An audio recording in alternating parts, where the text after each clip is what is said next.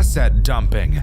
The art of using random art from around the internet as all of your assets in a game, seen with games like Getting Over It, Yandere Simulator, and plenty more. Five Nights at Freddy's games have their fair share of asset dumping as well. Five Nights at Wario's, One Night at Chica's Magic Rainbow, and of course, the very popular One Night at Frogger's. Usually seen as a very lazy way of creating art for your game, mainly because the creator isn't actually creating any art at all, but not all asset dumps are bad, and in its own way, they're an art form themselves, if you can build your environments properly. The game we'll be covering today is an asset dump fan game, and it's honestly become my favorite I've ever played. Today, we'll be talking about Late Shift at Nintendo World, the most stressful FNAF game I've ever played.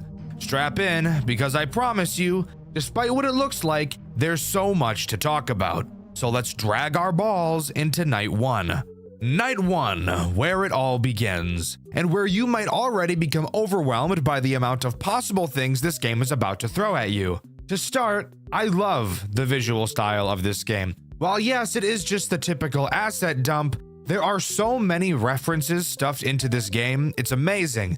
And on top of that, the space in each room and camera is filled up so nicely. It's cluttered, but not so much so to the point that my eyes melt out of my skull. Anyways, before we start talking about the whopping 3 threats this night introduces, let's talk about the tools at our disposal and the locations we can travel to. Locations?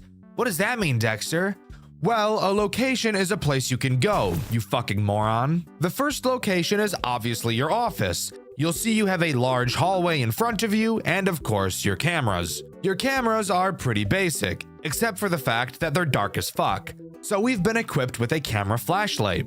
The way this flashlight works really makes me want to smother an owl. Every time you use it, only certain cameras will be lit up, since some cameras are outside where the flashlight doesn't reach. The camera light will only stay on for so long before shutting off, and making you wait for a cooldown to be able to turn it on again. Thankfully, the cameras aren't completely pitch black, so my balls get to stay attached to my body for another day. Now, let's talk about the second area you can go to, the outside fence area. Turning around, you'll find a large electric fence. You can tell it's an electric fence because it tells you so, which is very kind.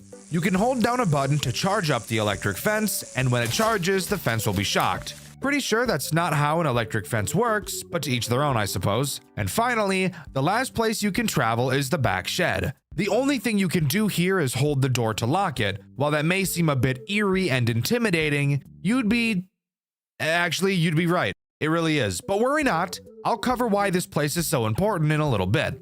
With all of that out of the way, we can talk about the 3 threats this night introduces. Let's start with the main attraction himself, Mario. Mario is disgusting. Literally, look at this model. What the fuck is this thing? Ew. Dude, that thing is fucking nasty. Anyways, now that we're done pointing and laughing at him, what does he do? Mario will work his way to your office through 3 cameras. On each of these cameras, above your light button, you'll notice a music button also appears. If you ever see Mario on one of these cameras, simply press the music button and he will be pushed back 1 camera. Note that he won't be pushed all the way back to his starting camera. So if he travels through multiple cameras, you'll have to follow the cameras pushing him back one by one. Very simple character. As long as you're constantly watching him, which you probably will be, he really shouldn't be an issue. The second threat this night introduces is Mario's taller, skinnier, and much more fuckable brother, Luigi. I'd let his mustache tickle my taint. What? Anyways, Luigi makes use of that spooky little back shed we were talking about earlier. Luigi will appear on camera 9, which connects directly to the hallway in front of your office. You will need to constantly watch camera 9 for when Luigi appears, and once he disappears from camera 9, then you will know he's in your hallway. Something else you'll notice is that you'll never actually see Luigi in your hallway, and there's no camera for the hallway either, and he won't actually appear in the office as well. So you really need to be paying attention. Once you know that Luigi is in your hallway, you will need to hop bottom to the back shed and hold the door locked. Luigi will peer in at you, meaning he was following your big fat juicy bouncing jiggling ass all the way over here. Once Luigi leaves the window of the shed, you're free to go back to the office. Luigi brings up a great synergy with Mario. Both requiring plenty of attention on the cameras really goes to make these two a dangerous combo, and I really don't want to be stuffed by two Italian sausages. I also wouldn't want to eat a sausage anyways. Oh! Whoa. That's cool. That's cool. I do like that. That is pretty fucking cool. I do like that. This game's gonna get fucking hard, isn't it, dude? The final threat this night introduces is Pikachu for some fucking reason, but whatever. Pikachu makes use of the big electric fence behind you. Occasionally, Pikachu will be visible behind it, and this is when you'll notice that apparently Pikachu came from fucking Jurassic Park because this fat motherfucker is the size of Jupiter. Of course, once you see Pikachu trying to get a peek at your pecker, see what I did there? All you have to do is charge up the electric fence and give him a taste of his own medicine by shocking him like he does to Ash, and he finally will leave you alone again. I can handle a lot, but I personally think an 18-foot tall Pikachu meat between my buns would be a little too much for me. But if you can manage to learn how all these characters work together, you'll move on to Night 2. Night 2 introduces a plethora of new threats, signaling to me that this may be one of the most challenging FNAF games I will ever play. It's only Night 2, and 2 new threats are added, bringing the total number of threats on Night 2 all the way up to 5. So let's talk about them. The first threat introduced on Night 2 is Kirby. I love Kirby. Kirby would never hurt me. That's a lie. This Kirby certainly would. On both your boiler room camera and back room camera, you will see 2 heat symbols have appeared. Kirby will attempt to get into your office via either of these 2 vents. So hooray! We have 2 more mandatory cameras that require our attention. The way you deal with Kirby is simple.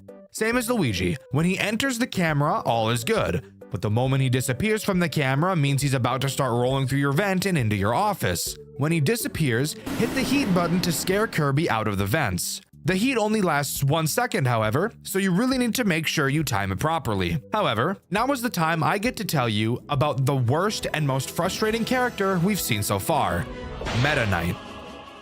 That's right, we get 2 Kirby characters introduced at once, and just like Meta Knight in Smash Bros, he is an annoying pain in the dick. Meta Knight acts as a Foxy-like character in this game. He will appear in camera 2, which is the entrance. He will make his way through a few stages, and once he disappears from camera 2, he will charge at your office, and you'll be able to hear his footsteps quickly approaching. What you'll have to do is, as fast as you fucking can, run to the back shed and lock the door. Come in real close for me, just for a second. I'm gonna whisper this in your ear, so make sure you turn your volume up so you can hear me. You got it? Yeah? Volume all the way up?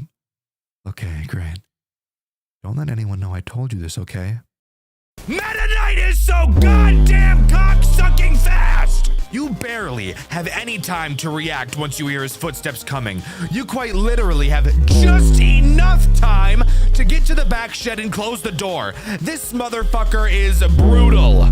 But Dexter, you're supposed to watch him in camera 2, and once he leaves, then you go to the shed. Sounds pretty easy to me. Shut the fuck up! While yes, it's true that once he leaves camera 2, he will charge at you, watching him really doesn't even fucking matter. Because the moment he leaves 2, the sound cue of him running starts playing. So you might as well just wait for the fucking sound cue, since watching him will only waste the precious time you need to focus on the other characters that actually do give you the time of day to deal with them. And if that wasn't bad enough, Meta Knight is in the entrance, an outdoor camera, which means not only is it dark as fuck, but your fucking camera light doesn't work on that camera anyways! So you have to rely on the fucking lightning to be able to see jack dick from that camera. But the lightning is not consistent at all. It's completely random, and it only lights up outside cameras for, oh, I don't know, maybe less than a fucking second. So if you want to check the entrance, you either have to just fucking sit there and wait for the lightning to show up, which could take several seconds that you need to be using to check on the other characters,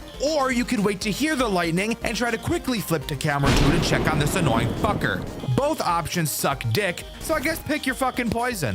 But if you can tighten your sphincter and listen closely and have reflexes like a god for long enough, Meta Knight will fold, you will complete Night 2, and we can begrudgingly move on to Night 3, where I can only hope to God that 3 more characters aren't introduced. Night 3, here we are. Let me tell you guys, this night does nothing to help with my crippling mental state. Because let me tell you, this night is hard. Like, really fucking hard. Let's talk about the threats introduced and why this night is so ass. This night only introduces 2 threats. However, one of them is easily the most infuriating character in this entire game. So let's talk about the one that doesn't make me want to stick my willy in a pencil sharpener first. Link. Link appears in the courtyard where we deal with Pikachu. You'll notice on this night that as you go to the courtyard, you'll now be equipped with a metal pipe. This pipe is used as a form of defense against Link. When Link appears in the courtyard, he will giggle really fucking loud to let you know he's there. You will have to hit him 3 times in order for him to go away. Every time you hit him, he will teleport to a different spot on the screen. However, you can only hit him when the Majora's Mask's eyes are red. If they're blue, you'll have to stare at him until they turn red before you can start hitting him. This brings up even more evil synergies with fuck-ass Meta Knight, since you won't be able to pass him until you kill him. Bro, he won't die. What? He wouldn't die. The Majora's Mask guy wouldn't die. And Meta Knight was coming. What was I supposed to do? Now, let's talk about one of the worst and most stressful characters known to mankind, Ness. On night 3, you'll notice in the shed that we now have a new addition of a fuse box. However, you'll notice that this fuse box only has 1 fuse, but there are 3 places for a fuse to go. You can freely move this fuse from one slot to another, but what does this fuse actually control? Well, on 3 cameras on the map that connect to the hallway in front of your office, there is a fire alarm in each of them. However, the button for the fire alarm will only appear on the camera that is adjacent to whichever slot in the fuse box holds the fuse. So if your fuse is in slot B, then camera 9 will have the smoke alarm button on the cameras. Ness will appear in any of these 3 possible cameras. When he appears on one of them, you will have to play the smoke alarm to scare him away. Yes, this means that if your fuse is in slot B and you see Ness on camera 11, you will have to quickly run all the way to the back shed and switch the fuse to slot C, then run all the way back and hope you were fast enough to play the smoke alarm in time. And you want to hear the best part? Ness blends in with the background while the lights are off better than any other character in this entire fucking game. So have fun being able to find him. He also really likes to hide on the side of the cameras, so you'll have to spend even more time slowly panning the 3 cameras he can be in back and forth to really be able to tell if he's in one of them. Easily the character I died to the most, which you can see over on my second channel, Dxtr Black. I think I'm willing to say I hate Ness more than Meta Knight, honestly, but it's really, really close. Fuck Ness, he's a bitch. Night 4. Holy shit. I did not think they could make it any worse. And that's exactly what they did. Night 4 adds 3 new characters. Yes, I'm serious. They added 3 more fucking characters to this game, bringing the total up to like fucking, I don't know, 12? I'm not keeping track anymore. This is just insane. Before we start talking about the threats, Juniper, the phone girl, told us that there's an investigation going on. She doesn't tell us what it's about though, just says that the park might close soon for a while. She also does mention that some of the characters are starting to attack patrons during the day, so that bodes great for what they're going to do to us tonight. Speaking of, who are they? Well, let's talk about the smallest problem this night introduces, Fox Puppet.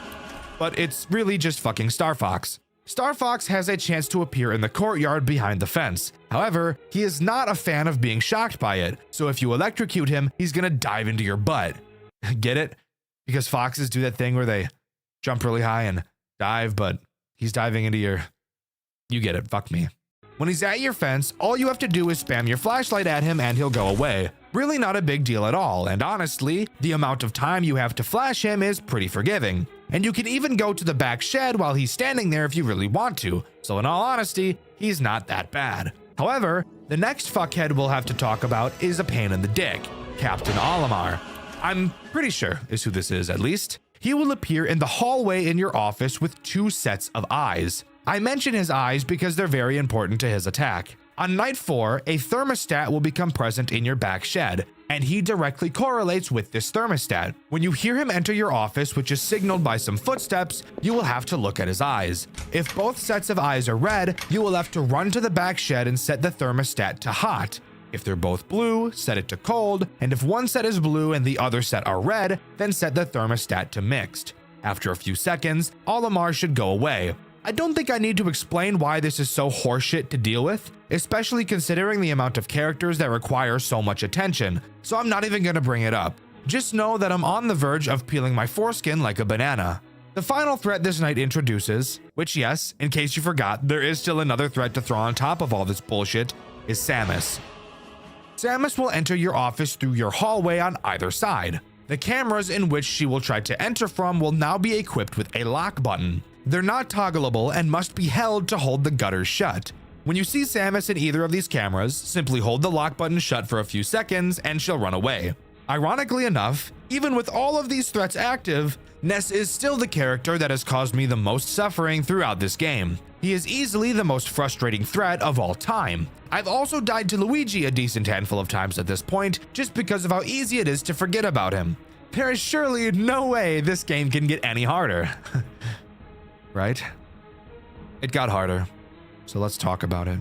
The phone call from Juniper on this night has her talking about how I shouldn't come to work tomorrow and that I'm stupid for clocking in today. That we agree on. I'm not really sure why I'm here. Apparently things are getting super dangerous, so that's awesome. There's a new threat on this night who doesn't like bright lights. So Juniper said she's changed out our camera lights. Great. Hopefully they're better now. They're worse. Oh, so very worse than they were before. Now, instead of having the brightness on the cameras for a few seconds and having a long recharge time, we now have less than a second flash of light and we get a faster recharge time. This is worse in every single conceivable way possible. Dude, this new flashlight thing, fuck this. Oh my god. What is this guy gonna look like, dude? Fuck me. I personally think that a great deal of this game's difficulty comes from it being difficult to see and track the characters. I'm not saying that's a bad thing, by the way. I know the retards over on Reddit like to misconstrue every single point I've ever made. No, I think it's cool that finding the characters is a challenge. However, now only having this small flash of light makes it so fucking much more AIDS-ridden to be able to do so. So, why on earth was our camera light downgraded this badly? Well, to deal with the one new threat this night introduces. Mario. Dxtr? Mario was already introduced on night 1. Did you already forget? No, dear viewer. I did not forget that. There are just 2 fucking Marios now. Why not? Fuck it, right? Why not add another existing Nintendo character? Why Mario again? I have no fucking idea. I don't really understand the thought process here, but we're just gonna shut our fucking mouths and roll with it. This Mario is easily the most stress-inducing character we've seen so far. More stressful than Ness, more stressful than Meta Knight. Occasionally, throughout this night, you'll hear Mario say, "Wahoo." And that just means bad news for you. Do you want to take a solid guess as to what you have to do when you hear this sound cue? Go on, go ahead. Guess for me. I've not really complained about any of the mechanics introduced so far, as I feel each of them are pretty unique and offers something of substance to the gameplay loop. So come on, tell me what you think this game is about to do to me. Come here, come here, come here, come here, guess! Guess, you piece of shit! Guess what this game did to me! You have to go find Mario on one of the cameras at random and flash him with your light. I'll find them on the camera mechanic again. How many videos in a row have we had this on this channel? I don't think there's ever been a video where this dog shit cock-sucking mechanic wasn't present. And that's not all. No, no, no. Not only do you have to find him on a random camera that he teleports to once, no, you have to find him on a random camera that he teleports to 3 times in a fucking row! Are you kidding me? Most characters in this game only have you deal with them once or twice throughout the night. Mario? At least fucking 3! You have to find this motherfucker on a random camera, while timed, by the way, and dealing with every other character at the same time, a whopping 9 fucking times! Fuck! Fuck! Fuck! I can't fucking handle this shit! This is too much for my brain to handle! Over 10 fucking characters to deal with at the same goddamn time! And all of a sudden I'm in with this bullshit! bullshit! This game is shoving carrots in my ass like some Bugs Bunny shit. What the fuck is wrong with you? Give me another character that forces me to go to this shit. I don't give a fuck. Not another find them on the fucking camera character. You've got to be fucking me in my rear. Go find my dick. Go find my ass. Go find my balls. Go find my taint. Go find my tits. Chop my penis into 10 fucking pieces and throw each piece onto a camera and go fucking find them all. Fuck you!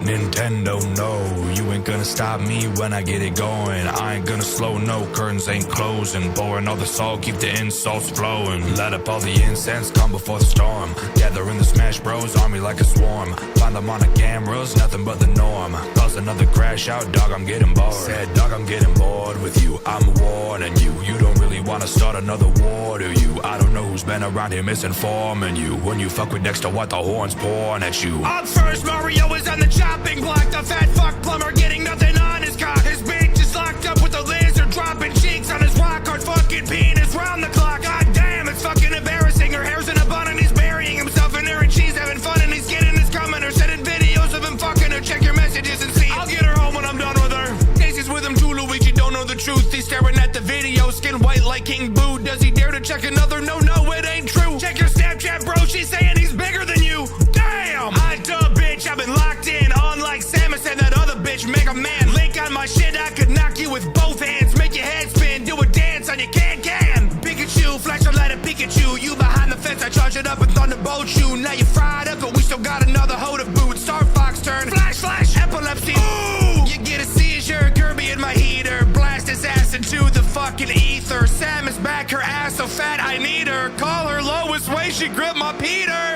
Nintendo, no! Never gonna switch games, I'm about to blow. I've been making big waves, I've been good to go. Do you need to hit save, Annie, yes or no? Nintendo, no! I've been shooting at them like it's Rochambeau. I could kamikaze on a rainbow road. I might cause a riot when I beat them bros. Do you need to hit save, Annie, yes or no? Alright, coming real close. Answer me this question, why you bitches on my chode? Ness is looking at me, licking lips, don't want it though. Gotta flip the fuse box, keep this on the low. Alright, look, I don't know why you're doing this shit. I'm just trying to do my job and you keep riding on my dick. If it was Samus, that'd be fine, but it'd be everybody. Why you're trying to make it through the week, but you keep stretching out the time. Like my asshole, keep on pulling me in with a lasso. Ride me like a cowboy in the desert in El Paso. Friday come along and mad, a night be on me bed and matter of fact, he spanked me with a paddle, made my ass rattle. Put a saddle on me, hit me with a robble, then he growl in the locker rooms. He hit me with a towel, then he plowing on my shit. I'm doing tricks up on a stick. I did the splits contortionist, a boy that flip me over, slide me, bend me over backwards. Nintendo, no! Never gonna switch games, I'm about to blow. I've been making big waves, I've been good to go. Do you need to hit save, Annie, yes or no? Nintendo, no! I've been shooting at him like it's Rochambeau. I could kamikaze on a rainbow road. I might cause a riot when I beat them bros. Do you need to hit save, Annie, yes or no?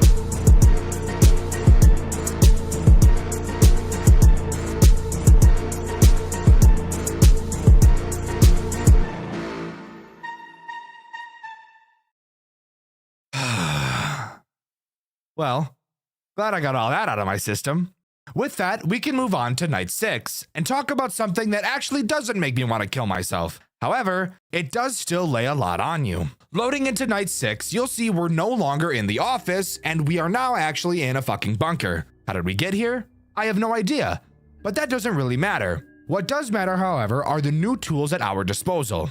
However, me explaining all of them to you right now will not be very helpful. So I'll quickly explain the general tools and then we'll talk about the character-specific ones as we learn about said characters. Obviously, we have our cameras, pretty self-explanatory. We also have 3 entrances to our office, the big hallway right in front of us, and 2 doors to our left and right. These doors can be closed remotely through the cameras, but you have to slowly charge them up before they can close, and only one can be closed at a time. Also, at any time we'd like, we can cut the power to our office and be left in complete darkness with our thoughts, like me late at night questioning what I'm even doing anymore. But this isn't a therapy session, so let's continue. What about the threats introduced on this night? Given the fact we're in a different location, it has to be different characters, right? Well, that would actually be correct. However, one of the characters is a repeat. Remember that one Mario that I really didn't like from Night 5? I know, I was pretty subtle about it.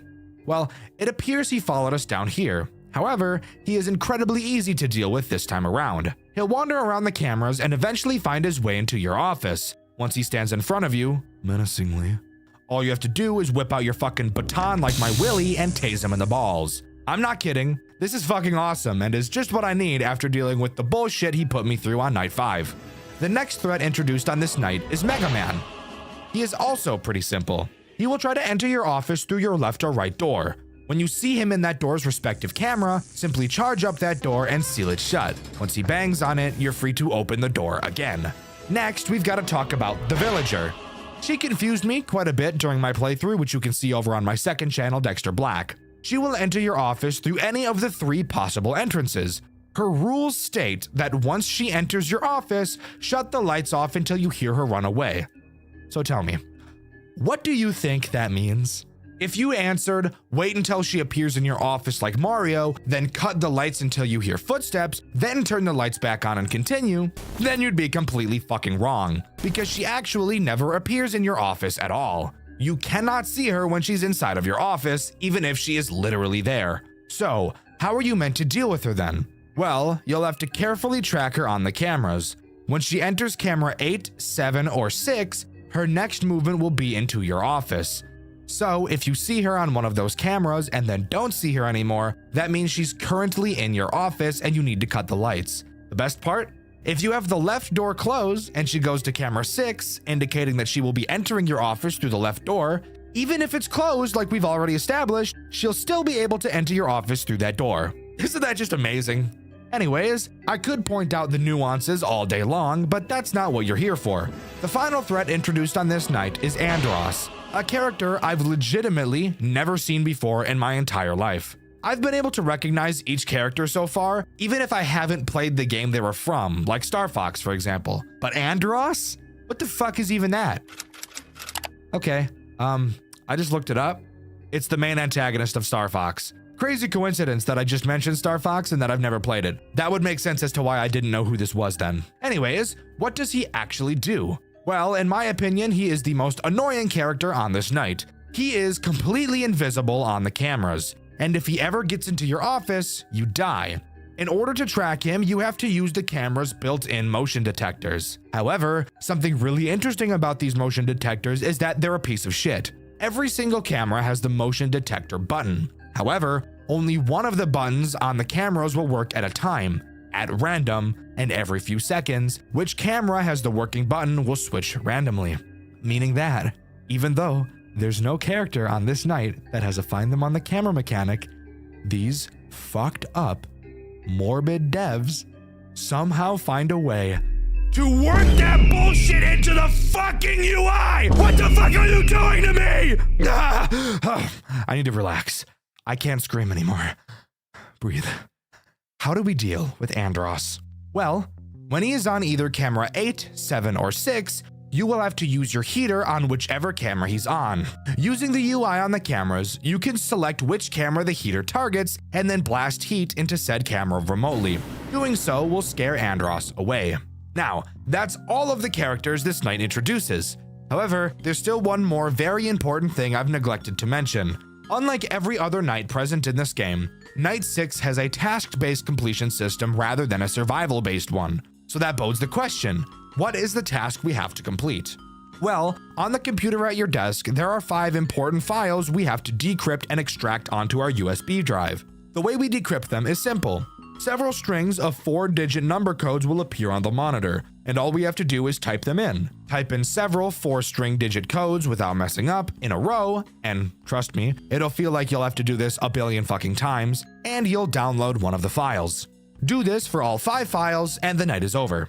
This task being added to this night easily makes it the most stressful mechanic this game has ever introduced. I was not expecting something like this from this game, and I honestly wasn't expecting a crazy final night like this in general. I'm all for it. Overall, I do still think Night 5 was harder than this night, but this was definitely a nice change of pace. After completing the night, we take our USB, run out of the bunker and into the parking lot, and drive off to the police station to show them our evidence. Looking back, we notice Mario followed us out and was left standing in the parking lot. We almost didn't make it out alive.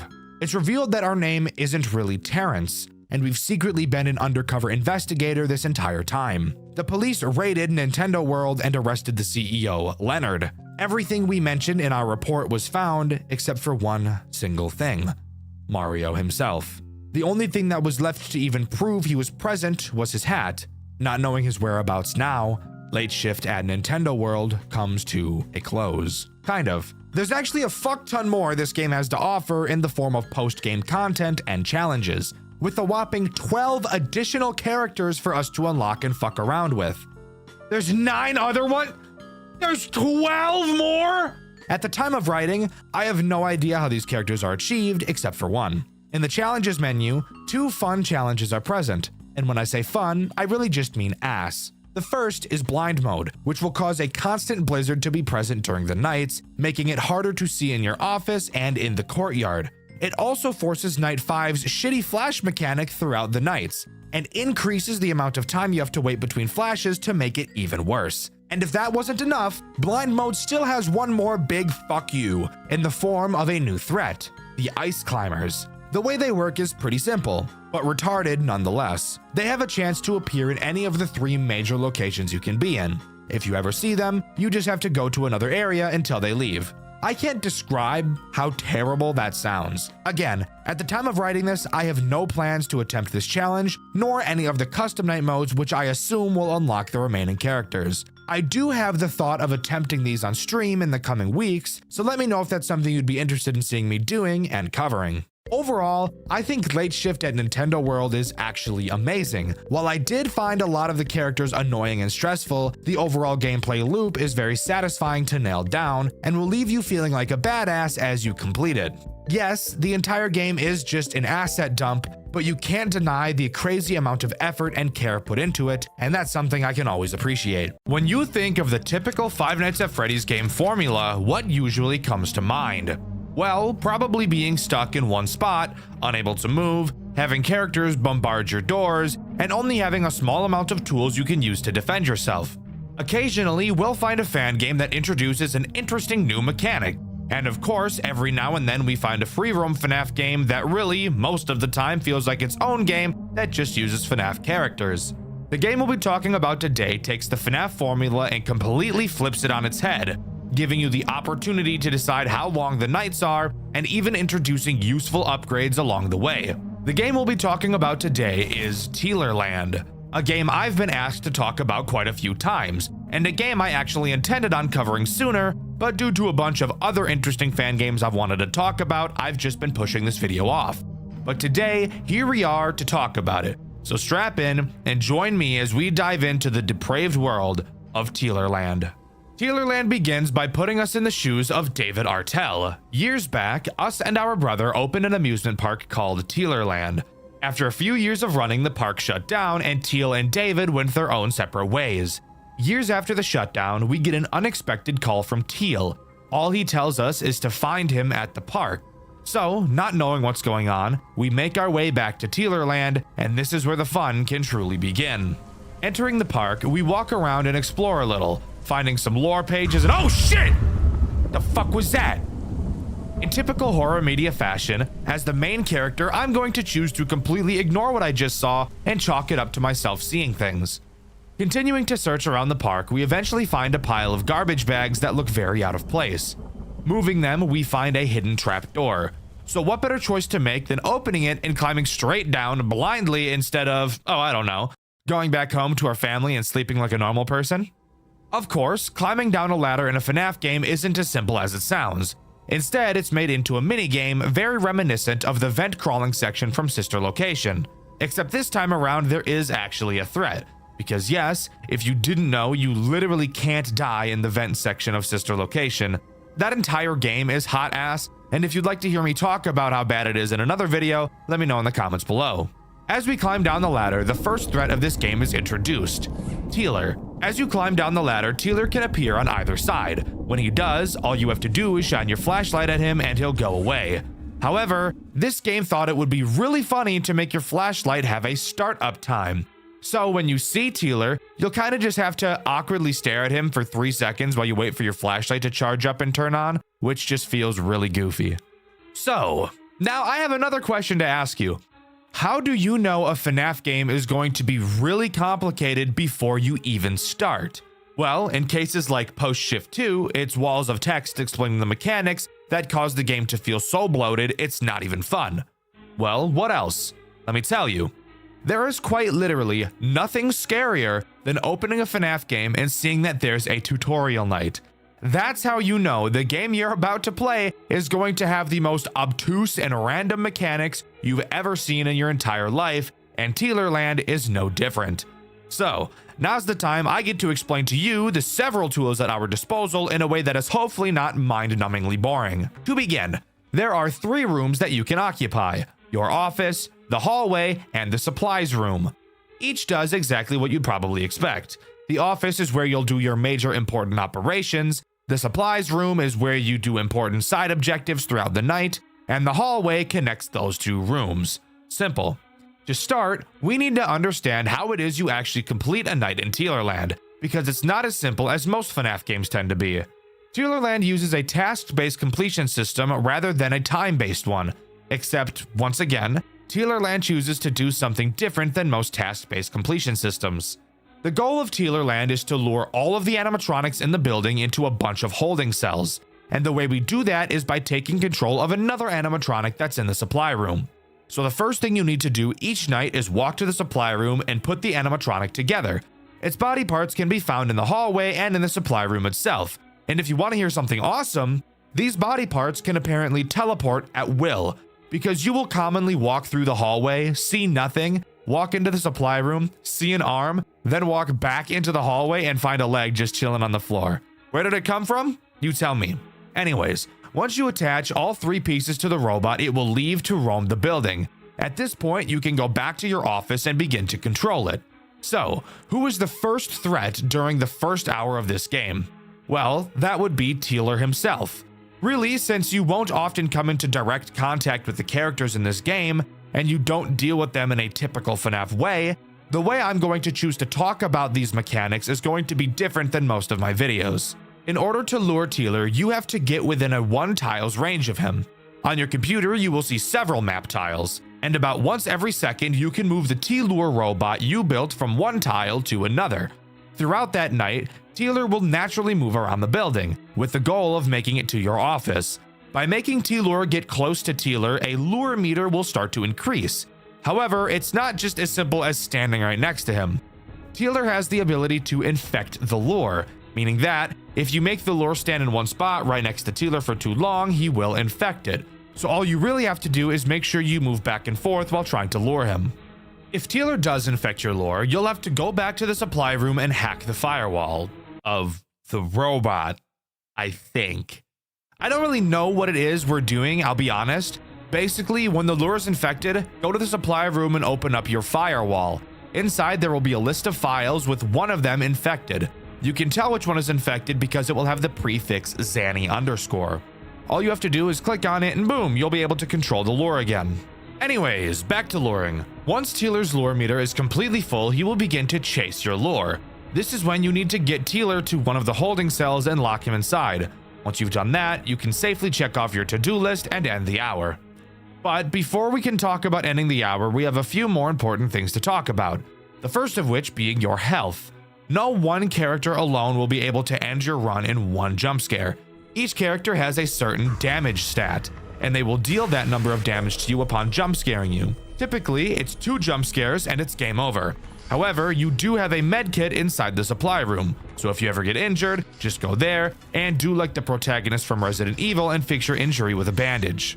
So that brings up the question, how do the animatronics actually damage you if you're constantly moving them around? Great question. As I've already said, Teerland's main goal is to get to your office, so you'll commonly find him moving to the bottom of the map, as that is where the hallway to your office is located. If he gets to your hallway, your lure won't be able to reach him, and you'll have to defend yourself to make him enter the main room once again. You do not want to encounter Teerland in your hallway. So, if you suspect he's there, before you walk into the hallway, you can look through the keyhole of the door to your office. If he's in your hallway, you will see his eyes staring back at you. If this is the case, then you will need to quickly stop looking through the keyhole and wait until you hear Teerland leave. If you walk into the hallway or stare at him through the keyhole for too long, then he'll grip your hips and make you bounce on a crazy style. One last thing to note about Teerland is that he is the slowest character to lure, making him by far the most annoying character we'll deal with throughout the game. With enough effort, you can take control of anything. An ability far more powerful than any other.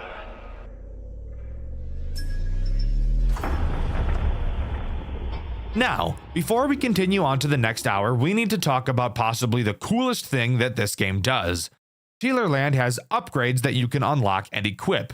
Do these make sense from a story standpoint? No, not really. But is it cool nonetheless? Yes. Yes, it is.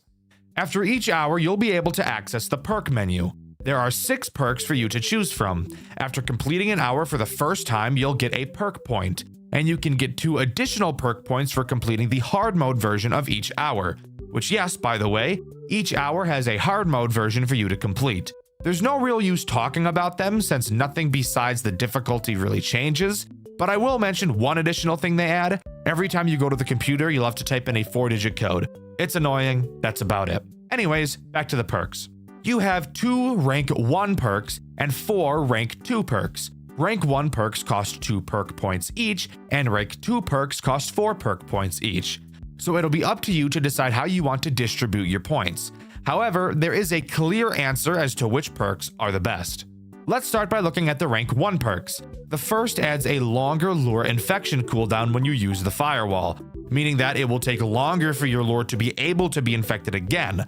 And the second rank 1 perk makes it easier to spot which text file in your firewall is infected. Considering it is incredibly easy already to tell which one is infected, it's safe to say that picking this perk is pretty useless. Moving on to the rank 2 perks. The first one really makes my ass quake because of how delectable it is, allowing the speed at which you unlock holding cell doors to increase. Opening the doors does take a considerable amount of time, so being able to do it faster is crucial. The second rank 2 perk just increases your max HP to 130. But generally speaking, if you're not a retard while you play the game, you shouldn't be getting damaged that often, so this perk is an easy skip. The third rank 2 perk increases the range at which your lure will attract the animatronics. This is quite literally so goddamn cock-sucking good I can't describe it to you. To not have to get super close to the characters in order to lure them will save you pretty much all chances you will have at getting your lure infected in the first place. And finally, the fourth rank 2 perk makes your lure move around the building faster, which is actually so yummy mashed potatoes in my belly, I couldn't help but buy this faster than your mom buys DoorDash, Uber Eats, Grubhub, and Postmates subscriptions. Now, moving on to hour 2, which introduces 2 new threats. Let's talk about the one that's a clone of Teerland first, Frill. Frill does pretty much the exact same thing as Teerland. You have to lure him into a holding cell and he can infect your lure. The only way he's different is how he goes about attacking your hallway.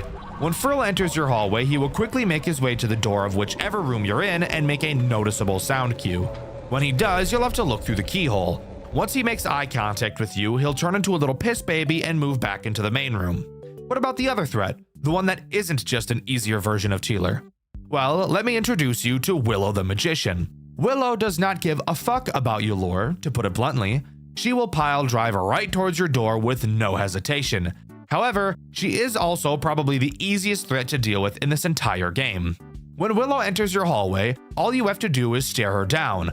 Apparently, she's a little autistic and doesn't like eye contact. So all you have to do is make her incredibly uncomfortable in public situations where there are plenty of people around, yet somehow she still manages to feel unsafe because you're staring right at her. However, if you see her in the hallway and exit the hall or take too long to go into the hall, all of a sudden she'll start acting the way she was acting in the DMs and tear your ass to bits. His machines have far greater potential than what they were made for, sitting in this facility, rotting away. I will put them back together. Hour 3 introduces another copy and paste character. However, I don't feel like she's that big of an issue. The character in question being Tacy. Tacy is quite literally identical to Frill. She must be lured into a holding cell, can infect your lore, and is even dealt with in the hallway in the exact same way. The only major difference is that she's a lot quieter. She'll still make sound cues, but the chances of you actually hearing them are pretty low. This night does really start to bring into question how hard this game has the possibility of being.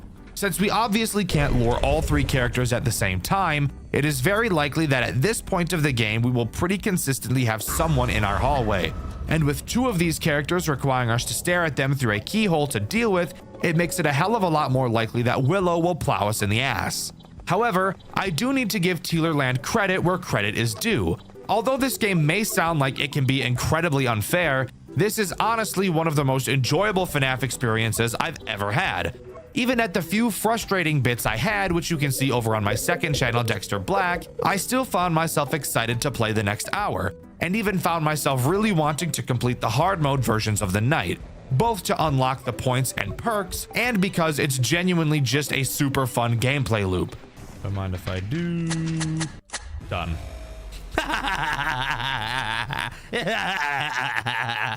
I'm just too fucking good. I'm just too fucking good. Wahoo. It's the exact same excitement I got when playing Juniors for the first time, and Juniors ended up being one of the longest running series on the Dxtr Black channel. They were meant to be taken apart, modified, tampered with. He should have known. One day it would all be compromised. Hour 4 introduces a brand new threat to the mix with a new mechanic we haven't seen yet, so strap in. The threat introduced on this night is Mischievous. He does not have to be lured, and like Willow, does not give a shit about it anyways. He will lurk around your halls and wait to attack. When he enters your hall, his music box will begin to play. When you hear his music box, you cannot leave the room you're currently in or he will force himself on you. And this guy is really ugly, and you don't want that. After his music box finishes playing, he will leave a little doll in the room opposite of the one you're already in. You will then have to quickly move into that other room, find the doll, and click on it before the doll decides to do a little dance on it. Friction shit.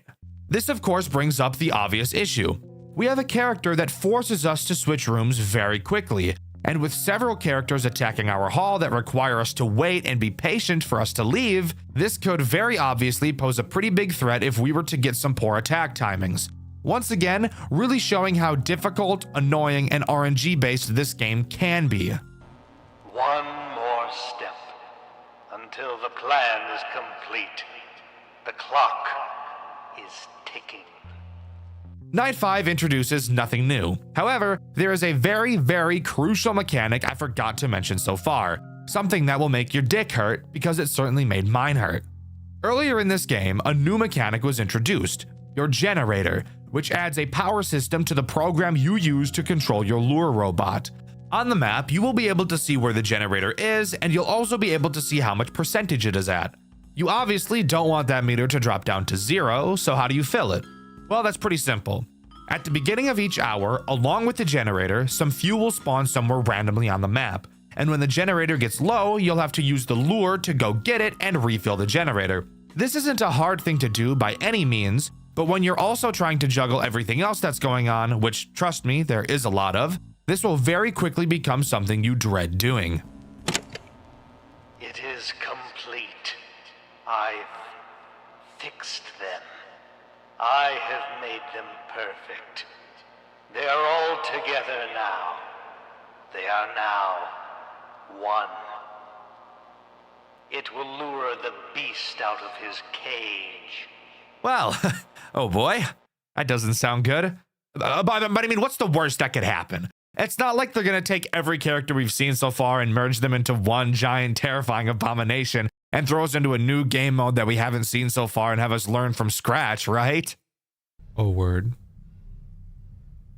Shit is snowing. What's going on here? Oh,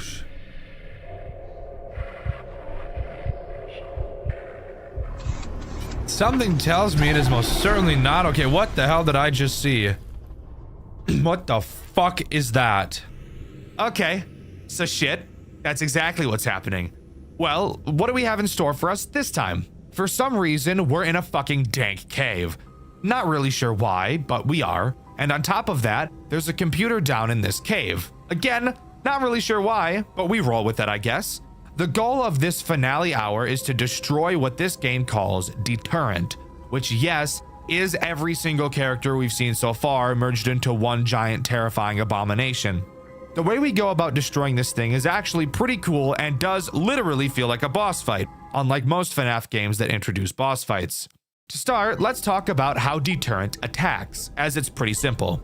There are 2 entrances to the room you're in behind you. Occasionally, you'll be able to hear him approach you from behind, and when he does, all you have to do is whip around and hold your flashlight on him. Which, yes, by the way, does have a battery life, so that's fun. Anyways, now to how we beat him. On the computer, we can see 4 rooms. Each room has a generator in it. When you hold the generator down, it will start to charge up. When it reaches 100%, it will explode. I'm sure you can see where we're going with this. You'll be able to see the deterrent moving around on the map. However, while you're charging a generator, for some reason, you go blind, which serves to make it more difficult to track deterrent, but also just literally makes no sense from a gameplay standpoint. But regardless, once you have a generator almost full, you will need to open the door to the generator's room. This will make the deterrent enter the room, but he won't stay in the room for very long, which is why you should already have the generator borderline completely charged by the time you invite him in. Obviously, once he's in, blow that bitch sky high and deal some damage. Then do this 3 more times, and congrats, you've won. Fucking moron, he did it 4 times! Ooh, what the hell? Where am I going? Oh. Yay! Hooray! Hooray! We fucking did it. Oh shit. What's gonna happen here? Oh damn. Oh.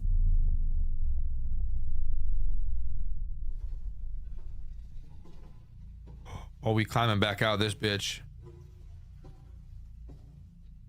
Hell yeah, we are. Oh shit. Oh shit, we made it out of this bitch. Uh-oh. Don't tell me that Deterrent's still alive out there. Oh, what the fuck was that? Why is it so loud all of a sudden? Oh, that whole fucking place. Oh shit, he tried to crawl out. He tried to crawl out up after me. Get the fuck away. Who you think you is? Don't you despise me? Don't you want me gone? I don't really care. All the times I tried to fix your wrongdoings, I'm kind of indifferent. I have already lost. Yeah, you did. I'm. Go ahead, David. What? Free from this place. Oh shit, there was a dude in there. There was a dude in there, bro. Gulp.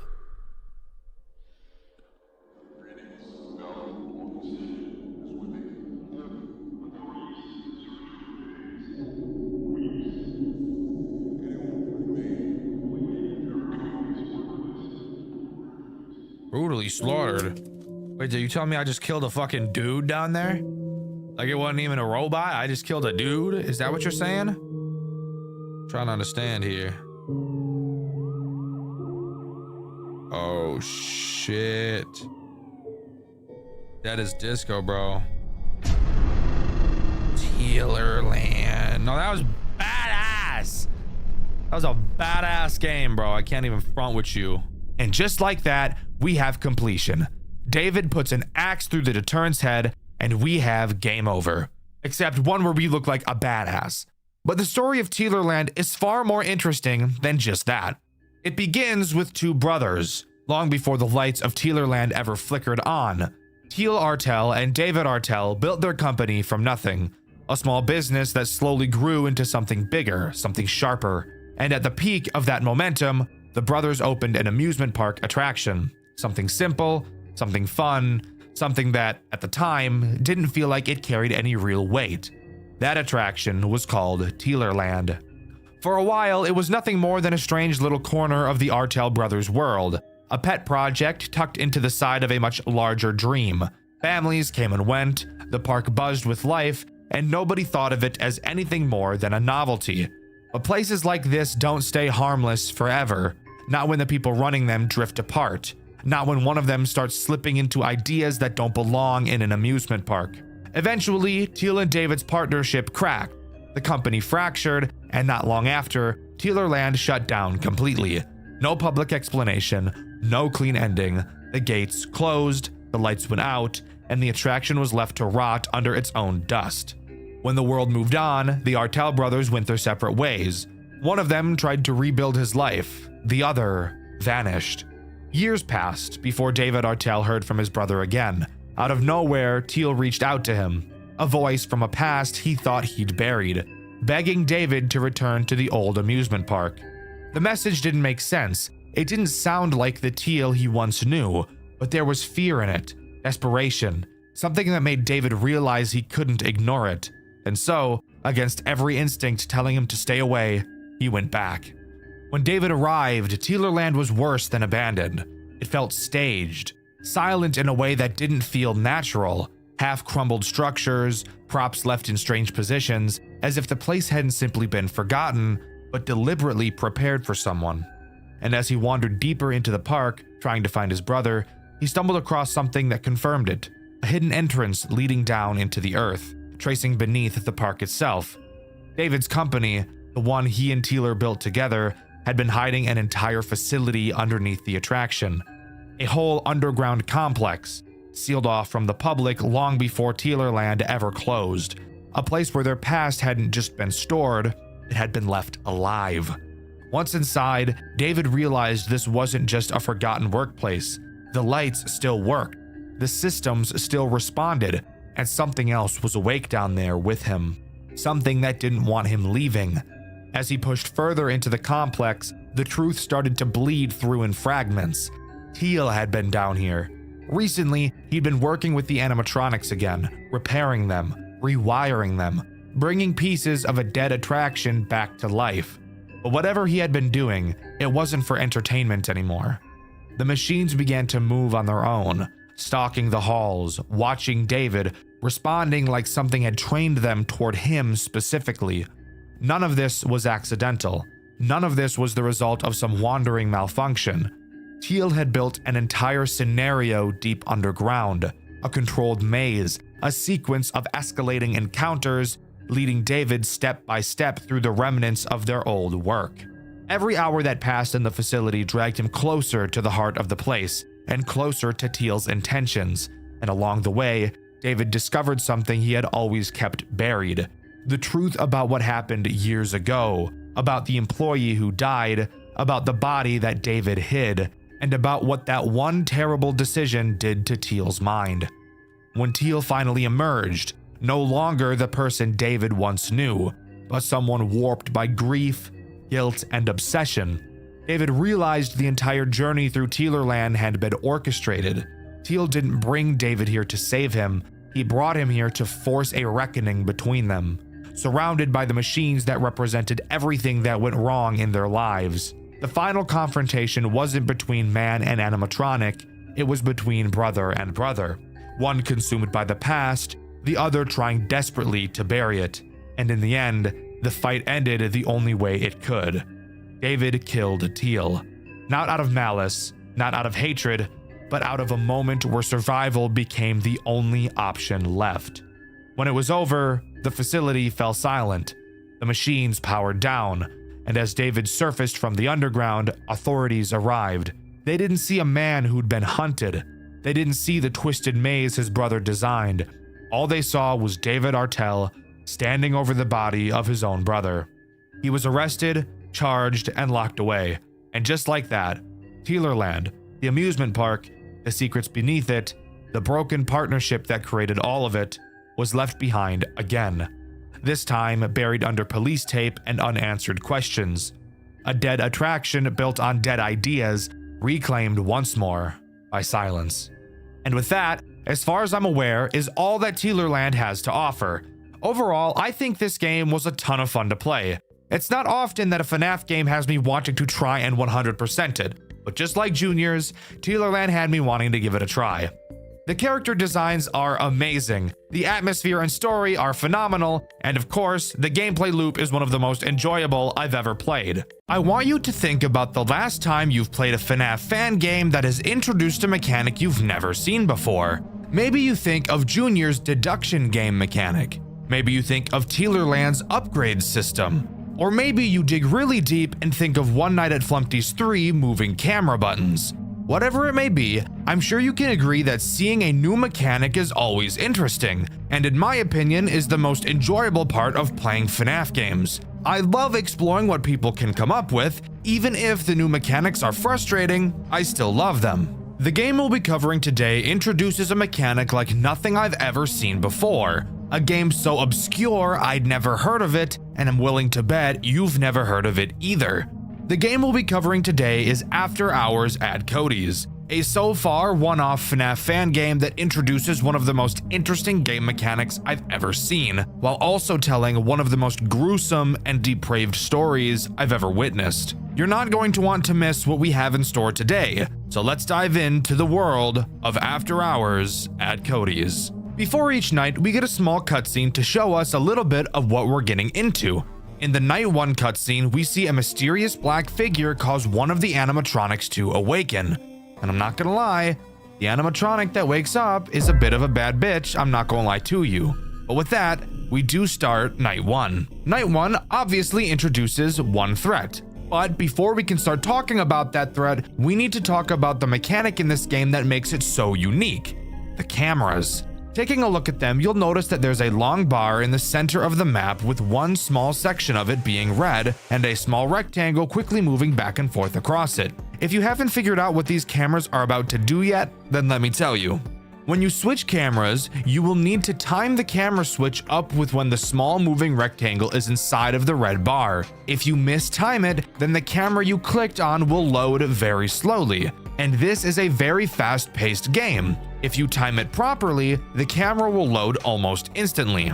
This is such an interesting mechanic that I originally thought I was going to hate. But it's because of this mechanic that I've actually put After Hours at Cody's in my top 5 favorite FNAF fan games of all time. But the timing doesn't only relate to how fast your cameras load. If that was all it did, then this mechanic would be pretty lackluster overall. It also plays a much more integral role with a core mechanic of the game: the power. Your power drains pretty quickly in this game. However, there is a way to recharge it. And unlike in most FNAF games where you can recharge power, it's surprisingly not done by holding down a fucking button like a music box. Thank dick. This time around, it's also tied to the timing mechanic in the cameras. Every time you properly time a camera switch, a small battery multiplier will increase by 1 at the bottom of the camera. The higher that multiplier is, the more power will increase, with a maximum multiplier of 30. However, if you don't properly time a switch fast enough, then the multiplier will start to quickly decrease. So constantly switching cameras is a must. I think this is easily one of the most unique mechanics I've ever seen. It adds a level of skill that most other FNAF games just don't have. Most FNAF games' skill ceilings are marked by your reflexes. This one is marked by your rhythm, and I think that's awesome. But anyways, onto the threat this night introduces: Bad Bitch Bella. Or as this game calls her, Bella the Beaver. I think my name is a little bit better though, personally. Bad Bitch Bella has a very simple motive: walk to your office, put a collar on you, and walk you like a dog. You guys can feel free to defend yourself from her, which I will explain how to do in a moment, but I for one will already be on my hands and knees by the time she enters the office. She will try to enter your office through camera 5 or your right door. In camera 5, she'll have 2 stages. One where she's far away from the camera, and another where she's much closer. Once she moves to her second phase, you will have to use your camera's alarm system, which, lucky us, is also tied to the timing mechanic. When you press the alarm button, if you don't time it with the red bar, the audio will not play and you'll have to wait for your alarm to charge back up. When you use the alarm on Bad Bitch Bella, she will look at the camera. When she does, all you have to do is close your door,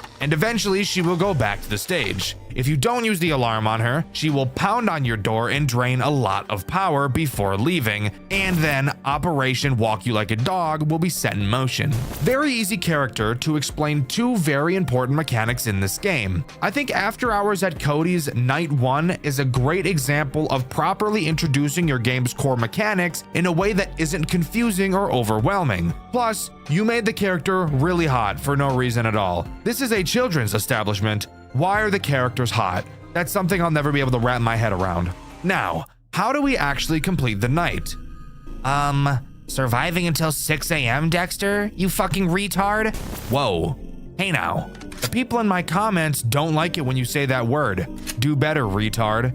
Anyways, no. Surviving until 6 a.m. is not how you complete a night in this game. After Hours at Cody's opts to use a task-based completion system. Now everyone hold your breath, because this could either make or break this game depending on how shitty the tasks are. You can exhale. It's okay. The task is mundane. However, it plays into the game's core mechanic, so it actually makes for a very satisfying gameplay loop.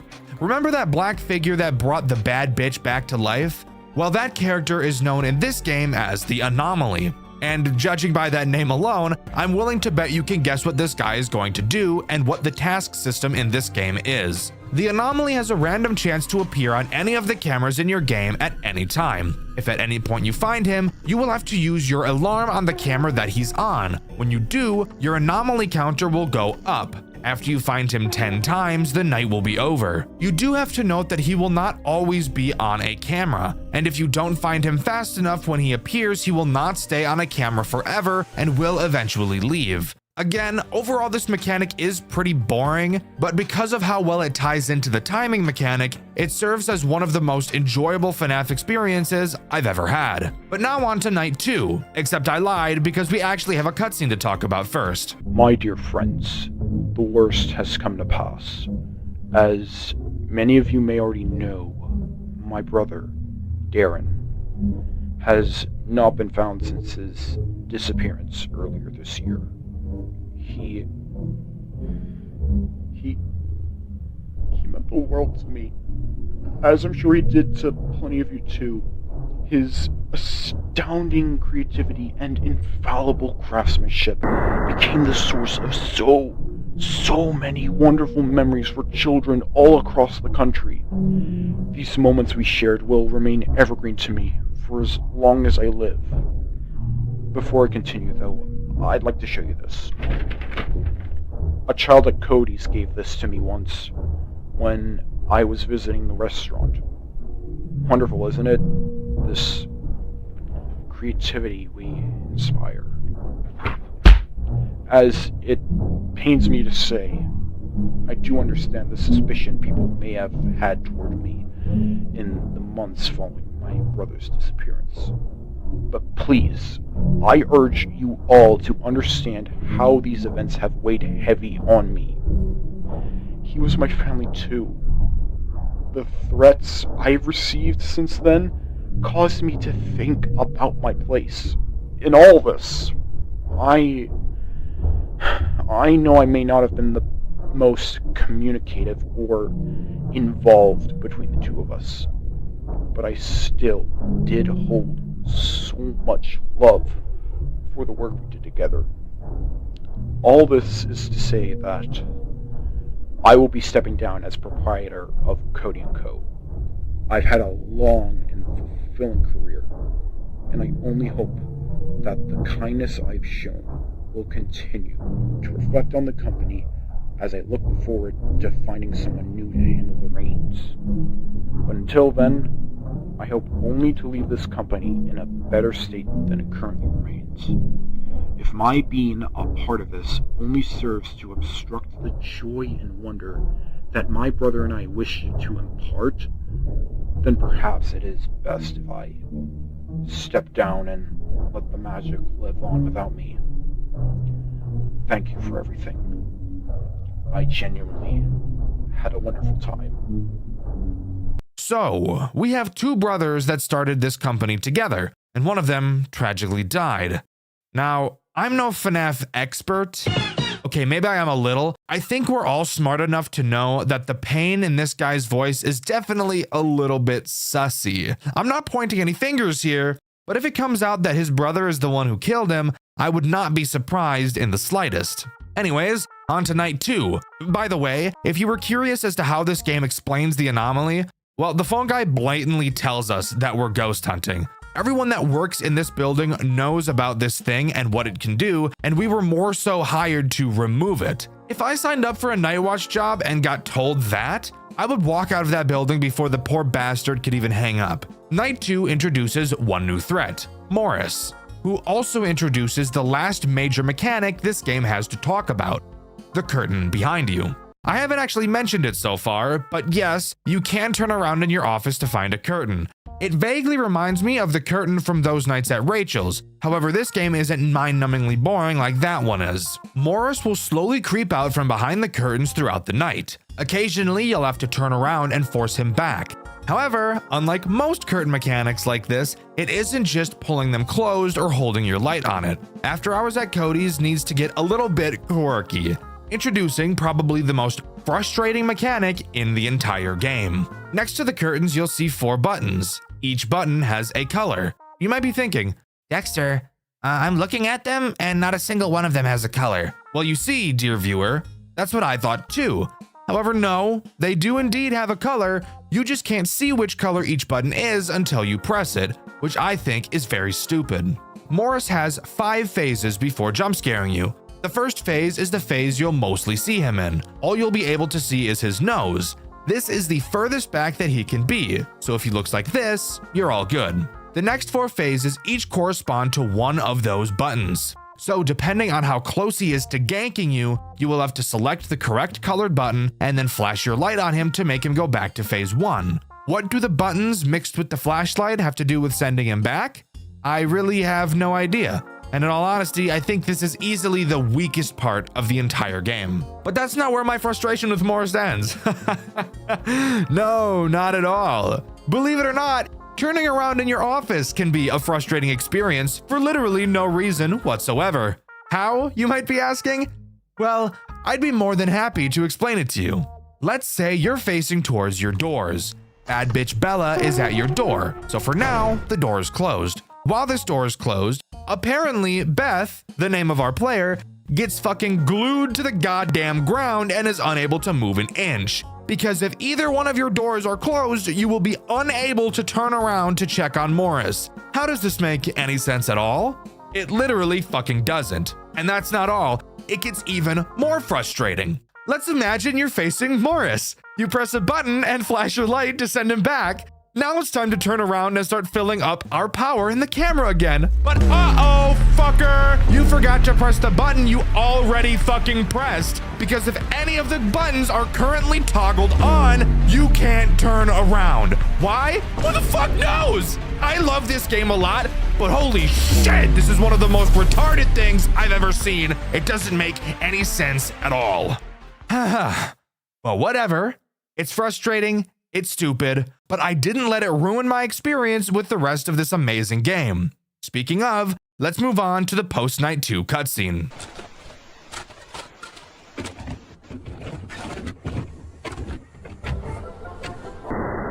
Greetings, employee, and welcome to part 3 of the Warren Tech Mascot Training Module. In this chapter, we'll be demonstrating how to safely wear and operate our patented Flex mascot suit. To begin the process, locate the 4 winding ports present on each of the character's limbs. Use your company-issued War Wrench to turn counterclockwise and disengage the mascot's enhanced performance mode. You should notice the eyes glow red from the activation of the light relay. This means that the mascot is ready to be worn. Simply be warned. Do not, by any circumstances, wear the mascot suit while it is still in its enhanced performance mode. Its specialized routines involve the full rotation and contortion of the extremities. Should you be caught in the suit during the performance of one of these routines, do not panic. If you can, tuck your legs and arms into the main torso and lower your head as far as possible. Repeat the phrase, Abort showtime routine. Jonah protocol in effect. Abort showtime routine. Jonah protocol in effect. So it seems we've found After Hours at Cody's spring lock equivalent. And in all honesty, I think it's way more brutal than the spring lock suit could ever be. Imagine being locked inside of that clown suit, only for the arms and legs to start twisting, breaking your bones, ripping your tendons, and contorting your bodies in ways it was never supposed to bend. This is easily one of the most terrifying ideas I've ever seen in a FNAF game before, and I'm all for it. Night 3 introduces one new threat, Jack the Jackal.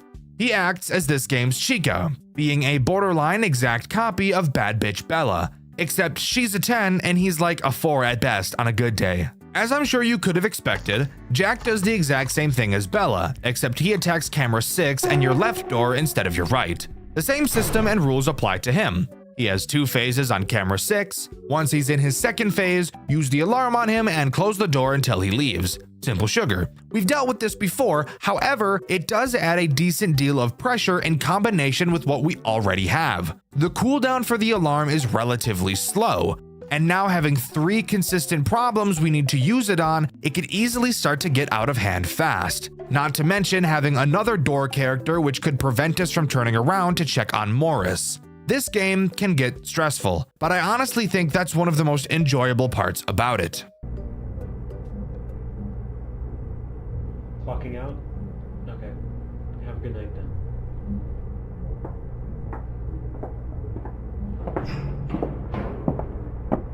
Hey, Lonnie, mind if I talk to you about something? Oh, of course. I was just about to finish up here. What's on your mind? So, I've been going over the company's financial statements to help allocate the budget for next year. I noticed that some of our bank capital's been withdrawn and donated to a couple of undisclosed recipients. They've been blocked out. You wouldn't happen to know anything about this, would you? Okay. If you don't know anything about it, I'll just go ask Cynthia. You won't get anything of value out of her. I made those withdrawals. Alright, that's fine, but let me know next time. Given how much was spent, I don't have enough money left to fund my R&D for the new mascots next year. We need to focus on improving the restaurant before doing anything like this, okay?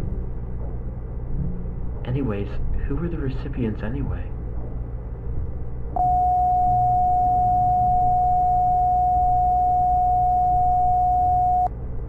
You're joking, Lonnie. Tell me you're joking. Quite the opposite, I'm afraid. Unbelievable. Unbelievable. And after all that shit about dedicating yourself to the betterment of the company, to promise a business that would never do anything to harm its audience again, you pulled this on me? Look, calm down. I can explain. No, you can't explain shit.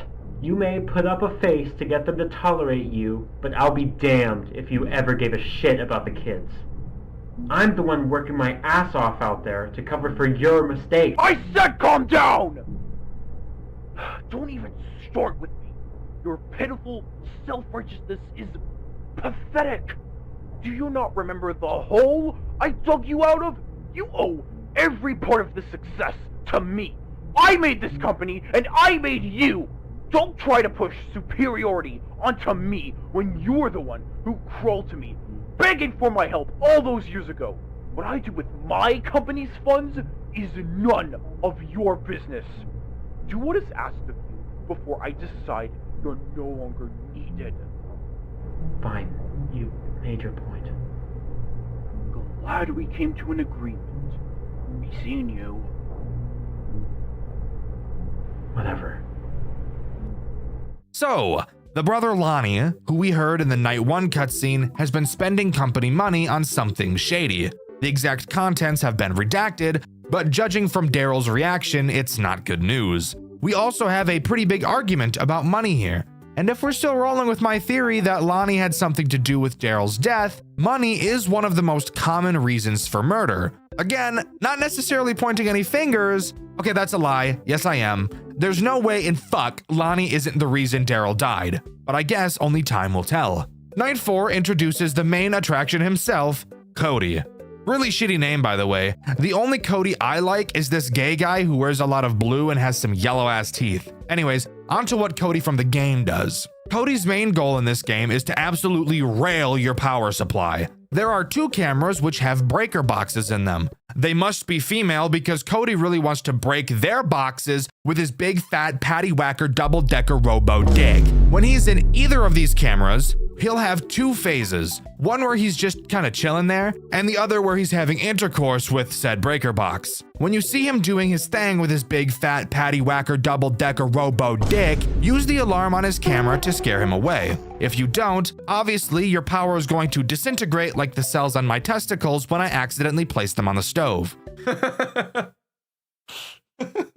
So, here we have yet another character that requires us to use the alarm system. Can you start to see how this game could become stressful? Especially considering that our alarm has a pretty long cooldown time in reference to the amount of characters that require its use.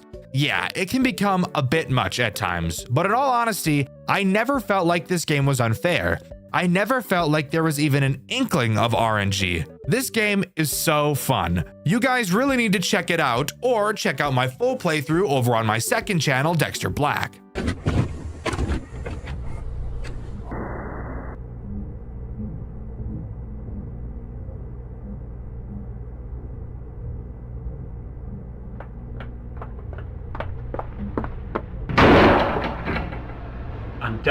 I'm done. Just what is the meaning of this? I can't keep covering your ass. I've just about had it. I've been trying to keep the magic alive for years at this point, but everything you've done has just thrown a wrench in every plan I've had. Every single time I was at the cusp of making something good for our audience, you've pulled the rug out from under my feet. Whatever, I know your heart was never really in it. Hell, we both know that neither of us would be here if it weren't for my mascots. Do I need to remind you of the last time we've had this conversation? No, because I've been thinking about what you said. Sure, you helped me out of a dark place, but I'm sure as goddamn hell you only ever did it to leech off my talent, knowing full well you couldn't produce a fraction of what we've accomplished here on your own. Just get to the point. You're wasting my time. I've had Cynthia pull our financial statements from the last 2 years. Don't even think about going after her when this is done, because she's made up her mind to leave long ago. I have the contacts of every news outlet in the state, ready to publish the uncensored documents at a moment's notice. What? Are you dense? Don't you realize that this is gonna spell the end of you too? I do. Besides, however this turns out sure as hell beats trying to steer a ship that's been sinking for years now. So I'm gonna give you 2 options. Walk away now and forsake your every stake in this company, or take the fall with me and lose everything anyway. You belligerent, unthinking fool! You really haven't changed at all, have you? Still the over-emotional disaster of a child you've been since we were kids. God, it's no wonder Mom and Dad gave up on you so damn easily. You know what? Do your worst. You won't get anything out of me. Then I guess you made your choice. God damn it, Doria, get back here! This isn't something you just decide!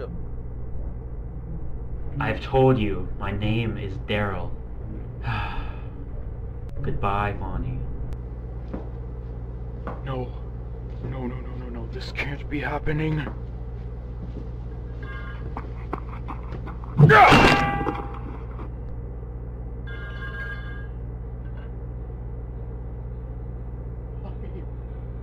Why are you making me do this? Tisk, tisk, tisk. Well. Looky what we have here. Exactly as I suspected. Lonnie killed his brother. Sure, Daryl was gonna bring the entire company to its knees, but to be fair, it was entirely Lonnie's fault. I also want to use this cutscene to bring up a problem I have with some FNAF fan games. Voice acting can really make or break an impactful scene in a game. You really need to be able to get an actor or actress who can really bring that energy that the role needs to tell its story. Lonnie's voice acting is bad, and it really shows in this Night 4 cutscene. From the mumbling, making it hard to understand what he's saying if it wasn't for the subtitles, to the actor not really yelling during a scene where he needs to be yelling, it makes this scene, which is supposed to be impactful and shocking, just feel very awkward and uncomfortable. Not every game needs voice acting either. If you're a dev working on a FNAF game, or any game for that matter, and you just can't quite find an actor or actress that can fit your role with the vision you had in your head, I honestly think it's much better to just leave the voicing up to the player, rather than using an actor or actress that is going to make your scenes feel like they came out of Garden of Banban, a game series with notoriously horrendous voice acting. Anyways, moving on to Night 5. It introduces nothing new and just serves as a more difficult version of Night 4, so there's obviously not a whole lot to talk about here. However, what we can talk about is the post-Night 5 cutscene.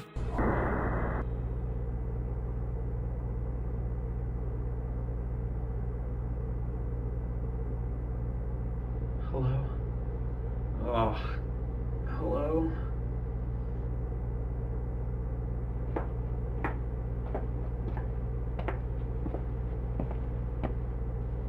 Lonnie, what is this? Get me the hell out of here. No. They can't know. God. Why are you making me do this? Wait, what? Lonnie, what the hell are you thinking of doing? Please. Don't make this harder than it has to be. Lonnie, please, no. Listen, don't do this. I'm your brother! You made me do this! They can't know. No one can know. Please, Lonnie! I don't want to die! I don't want to die! I don't want to die!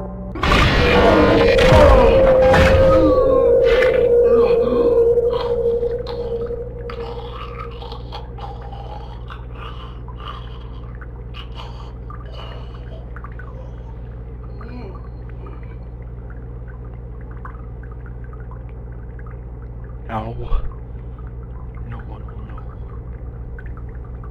I'm sorry, Daryl.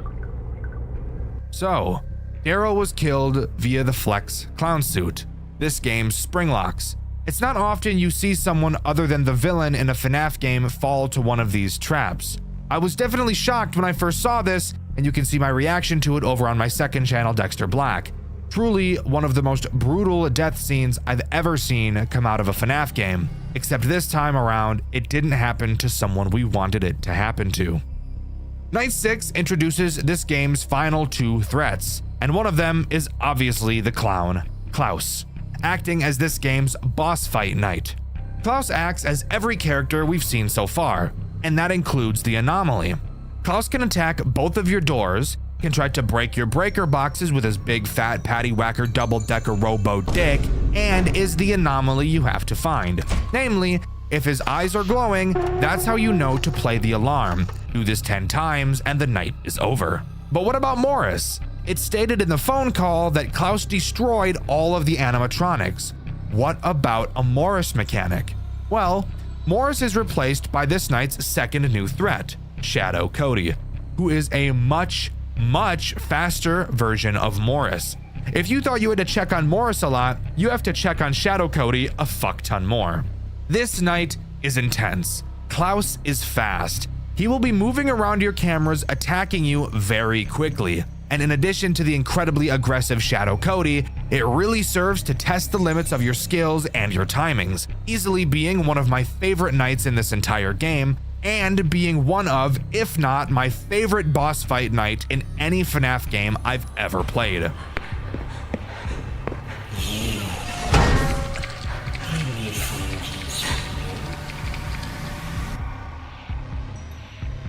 We're going to do wonderful things. Before Beth can leave the building, she's caught by Klaus, and is never seen by another human being ever again. A local who goes by the name Bethany Hasters has been reported missing as of Sunday 5 a.m. Last seen at Cody & Co.'s Game & Grub Authorities have been searching the vicinity and its surrounding forest areas to deduct what could have occurred. There is no current suspicion of foul play, but a manhunt will be conducted within the week. Authorities state to have found her place of work in disarray, sparking suspicions of the suspect being inebriated or the like. In addition to this, the robot entertainers of the restaurant were found completely disassembled and damaged beyond repair. The company has yet to release a statement, but the resigning CEO has spoken with authorities and announces that the robots will be sent for repair at one of the company's sister facilities. This story is depraved, and trust me, there's a lot that goes into it. Long before the game takes place, Cody & Co.'s Game & Grub was meant to be a second chance, a reopening of a restaurant that had already failed once before, revived under the guidance of Warren Technology. On the surface, it was nothing special. A modest, arcade-style diner built around animatronic mascots, struggling to stay relevant in a world that had already moved on. But beneath that fragile revival was something unstable, something unfinished, quietly embedded into the building's systems. That presence became known as the anomaly. Employees noticed it first, small things at the beginning, strange glitches in the animatronics' behaviors, systems responding without being touched, errors appearing where none should exist. Management acknowledged it, but only as a technical problem, something to be observed, something to be measured, not something to be feared. By the time Bethany Hasters was hired as the night guard, the anomaly was already spreading. Bethany's job was simple on paper: work the overnight shift, monitor the building, and collect data on the anomaly's activity. Her first night begins on November 9th, 1997, and at first, the restaurant almost feels dormant, quiet, empty. But that stillness doesn't last long, because each night, the anomaly grows more aggressive, and it chooses its host one by one. The first animatronic to fall under its influence is Bella the Beaver. Once a friendly mascot, Bella becomes erratic, hostile, and unpredictable, her movements no longer matching her original programming. The following night, Morris the Mouse is corrupted as well, then Jack the Jackal. Each evening, another animatronic loses control, as if something is slowly rewriting them from the inside. All the while, the anomaly watches Bethany. By Thursday night, even Cody, the face of the restaurant itself, is no longer safe. His corruption marks a turning point. The anomaly has nearly overtaken the entire system. Whatever restraint once existed is gone, and by Friday, the restaurant's original code is on the brink of a total collapse. Behind all of this is Warren Technology, and more specifically, the company's founders, Daryl and Lonnie Warren. Years earlier, Daryl had been responsible for developing advanced animatronic technology, including a dangerous experimental suit known as the Flex suit. At some point, Daryl was betrayed and trapped inside that suit. Whether intentional or negligent, the result was the same. Daryl never escaped, and what remained of him became something else entirely: the anomaly. On Friday night, Lonnie Warren lies about a meeting, betrays another employee, and secretly releases what remains of Daryl from backstage confinement. By Saturday, the animatronics have been dismantled, but the threat hasn't ended. The anomaly has a body now, a form known as Klaus, and it is no longer bound to systems or code. It hunts Bethany directly. Saturday night becomes less about surviving malfunctioning machines and more about avoiding a conscious entity moving freely through the building. And if that wasn't enough, another presence emerges: Shadow Cody, a dark manifestation tied to the restaurant's collapse, appearing as an additional threat. In the end, Bethany doesn't escape. She's caught by Klaus and taken away, her fate left deliberately unclear. In the final cutscene, Daryl, still trapped within Klaus, offers her a gift, hinting that her story isn't over, and that whatever comes next will involve choice, consequence, and continuation. And that's where After Hours at Cody's leaves us. A restaurant reopened too late, a company that tried to bury its mistakes, and a presence that was never just a glitch, but the remains of someone who was never allowed to leave. But that's not where After Hours at Cody's comes to a close. Not quite yet. We still have something very interesting to talk about. If you go to the custom night menu after completing the final night, you will see a small chest icon in the bottom corner. Clicking on it will bring you to a FNAF 4 styled lock box with 2 padlocks. And rest assured, we can get the keys. The first key is locked behind 520 mode. If there's anything you guys know about me, it's that I'm absolutely terrible at Five Nights at Freddy's games. But you want to hear something crazy? I was actually able to beat this max mode, and I even did it on my first try. I would usually never even give a max mode a try, and at the time of playing it, I didn't know that beating it would give me a key. Does that let me unlock one of the boxes? Oh my god, it did! So the fact that I played it and beat it goes to show just how much I enjoyed this game, and I really think you guys will too. But what about the second key?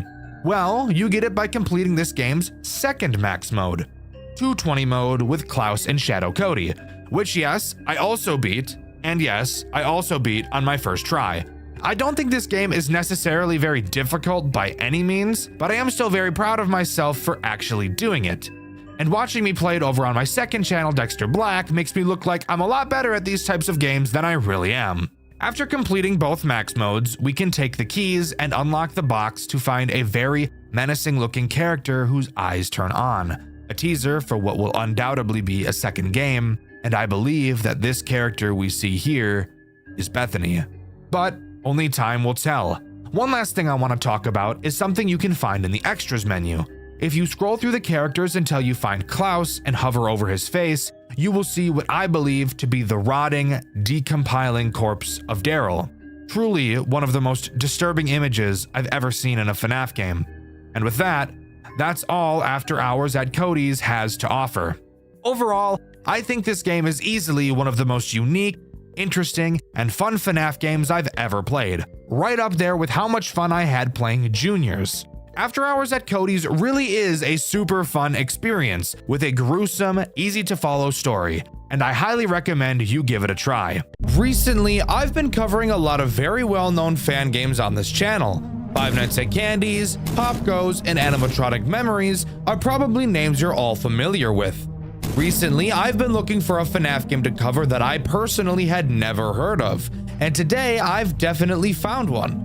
I'm not gonna lie to you, it's super weird, but however, it does have its charm and an amazing story. So, let's waste no time and hop right into Tales of the Bunnyman.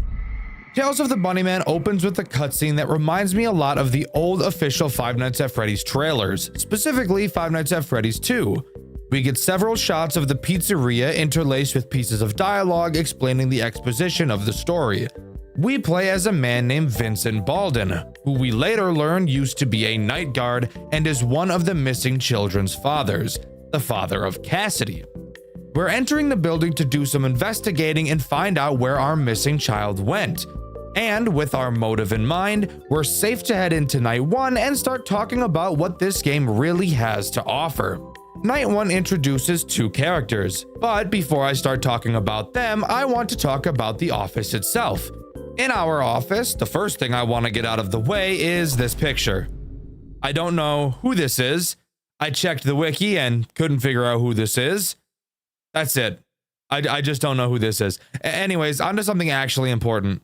The coolest thing I noticed about this office is that there are actually 2 rooms that we can move between.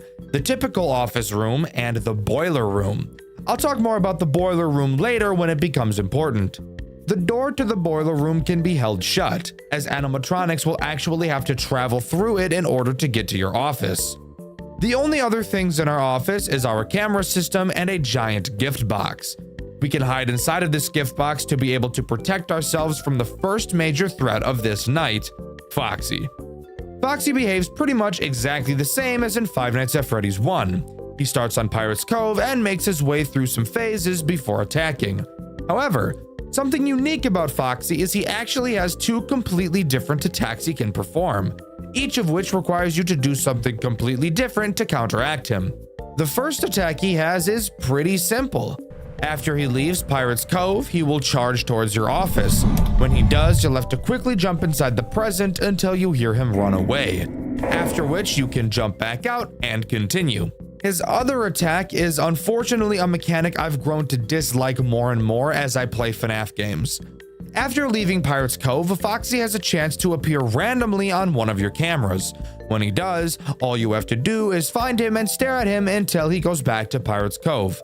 This is mainly a me thing, but I've personally grown tired of the find them on the cameras mechanic. Yes, I do play Five Nights at Freddy's for a living, so yes, I'm going to see repeated mechanics a lot.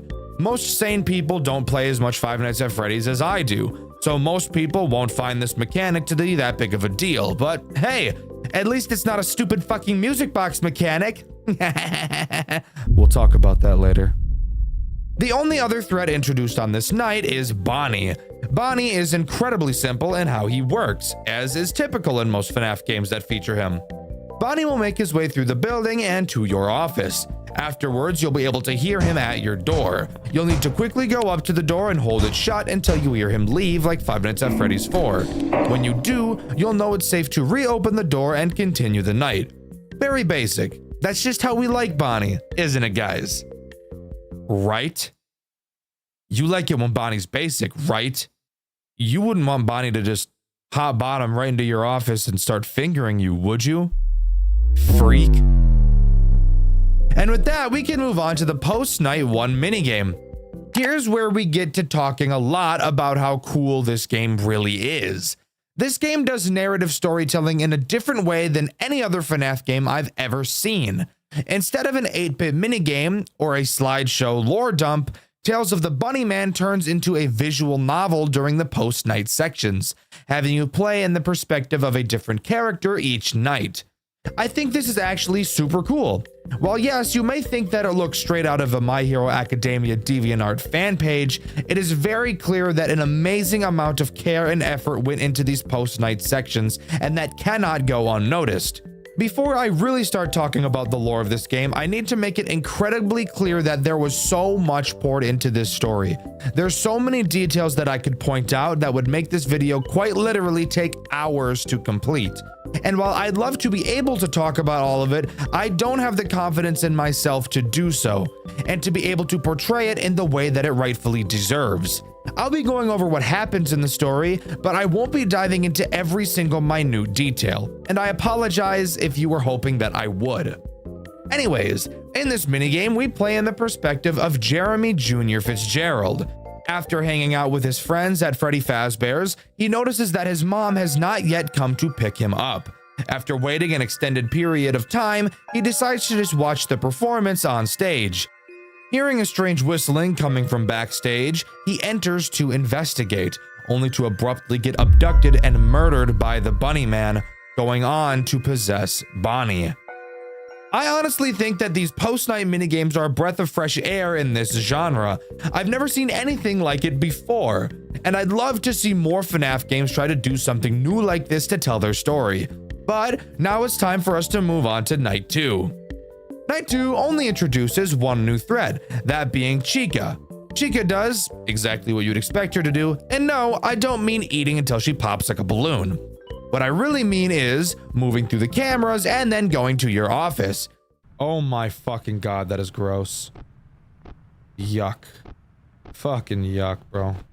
She does go through one additional camera compared to Bonnie, making you see her less often than him, but other than that, she's exactly the same as Bonnie. I'll also use this night to talk about the only thing I dislike about this game. The mouse. Oh my god, this mouse is atrocious. Oh no, this mouse is really bad.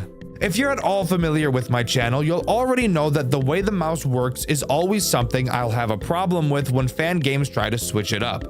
In most FNAF games, when you move your mouse to the side of the screen will scroll in that direction until it hits the end of your office. That makes sense, and this is good.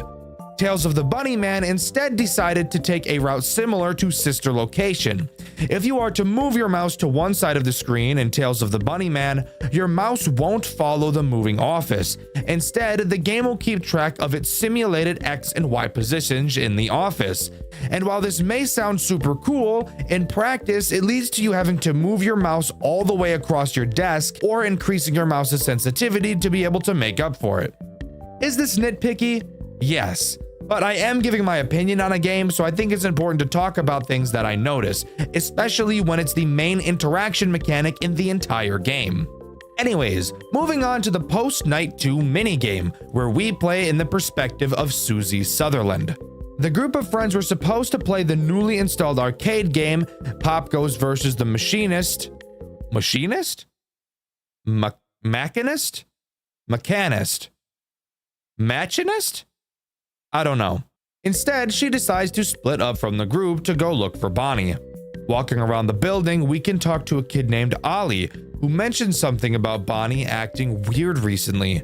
Given the timeline of the events this game has, I'm fairly certain that this cutscene is taking place 16 days after Jeremy's disappearance.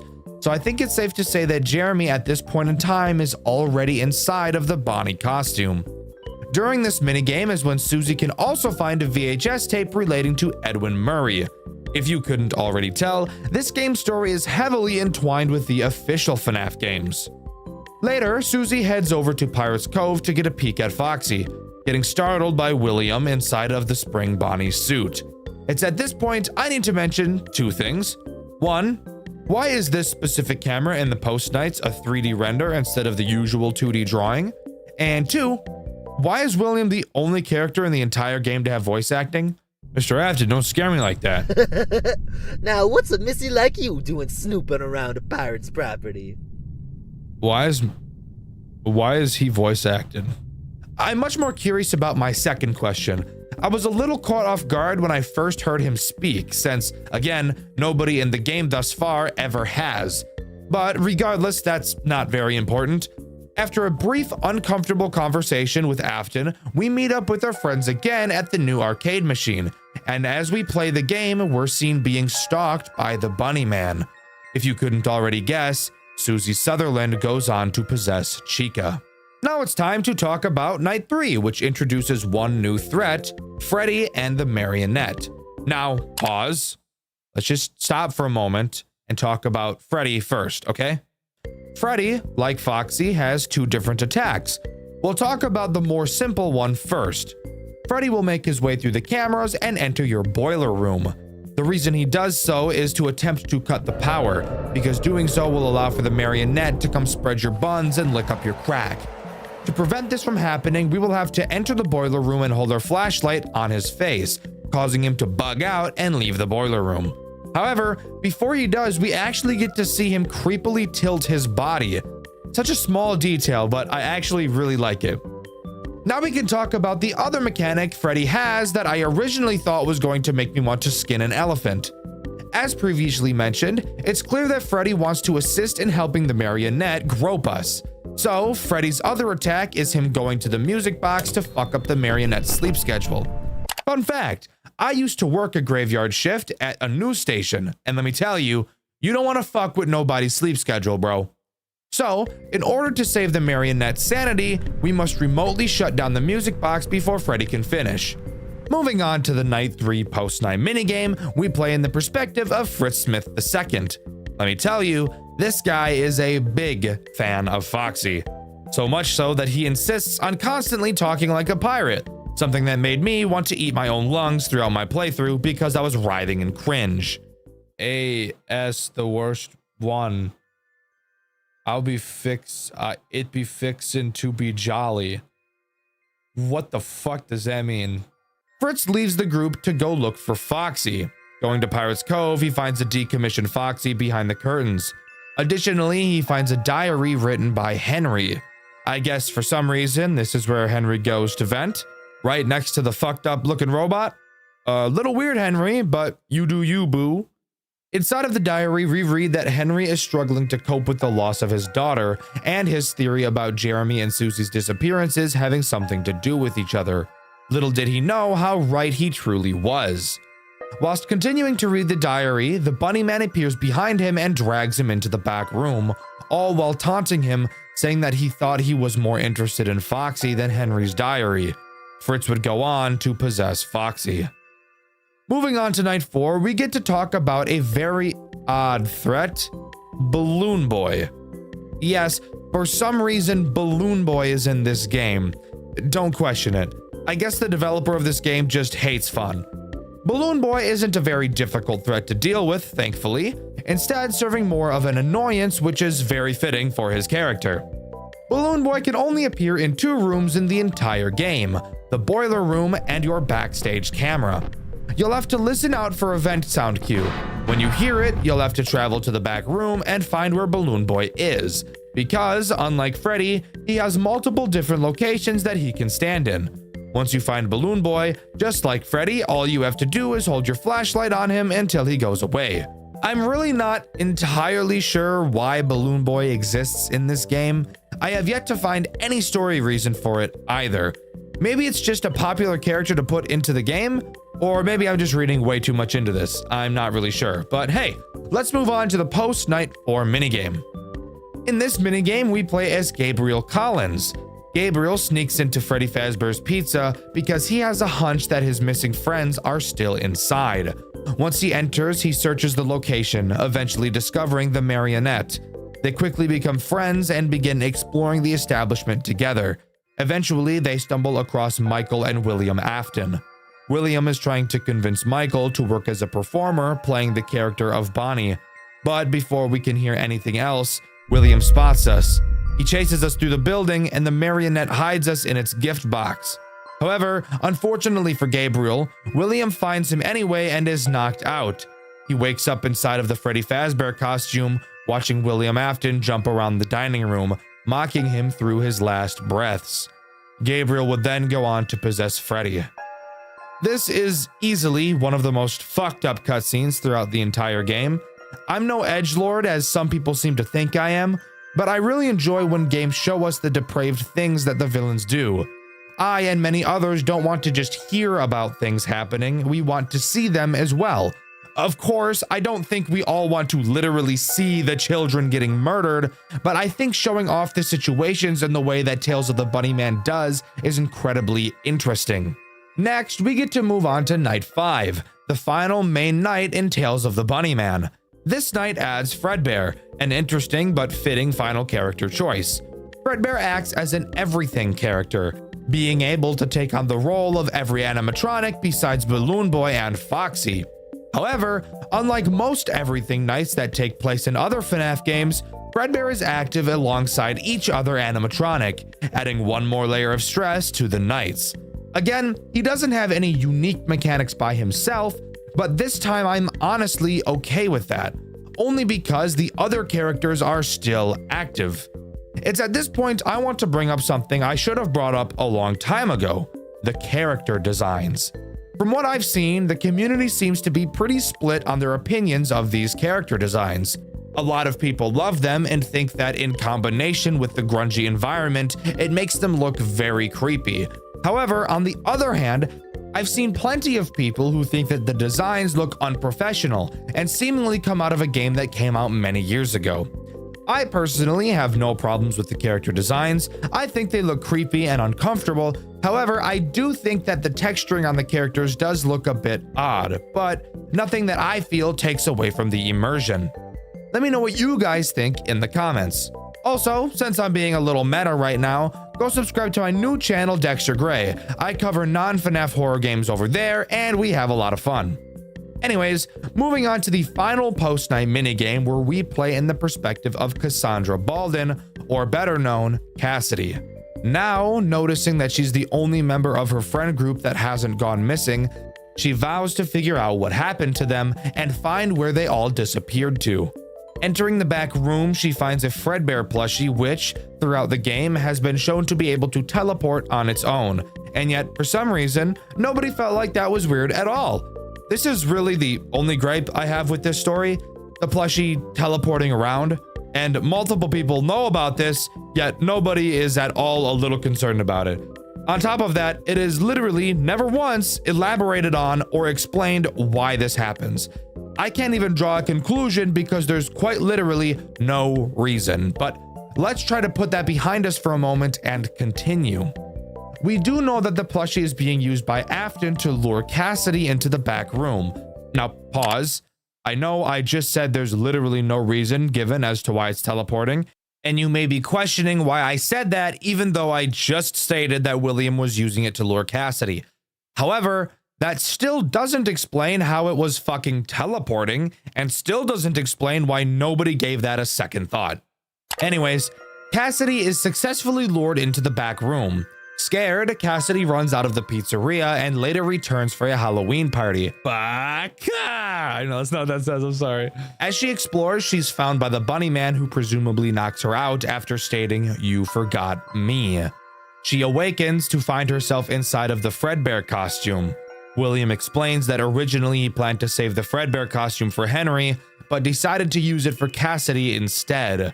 During their conversation, it's revealed that Vincent, the character that we've been playing as in the night sections, according to William, is a terrible night guard, which would technically leave him responsible for not noticing the children's disappearances on the camera, since every action that William had been taking was done under the constant surveillance of those cameras, including what's happening right now in front of us.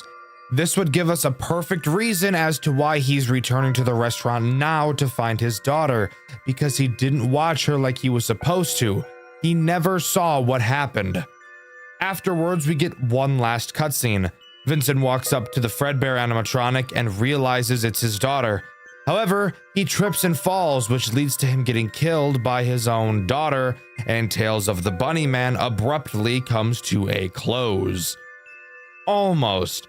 There's actually one more thing to talk about, that being Night 6, or as this game calls it, the epilogue.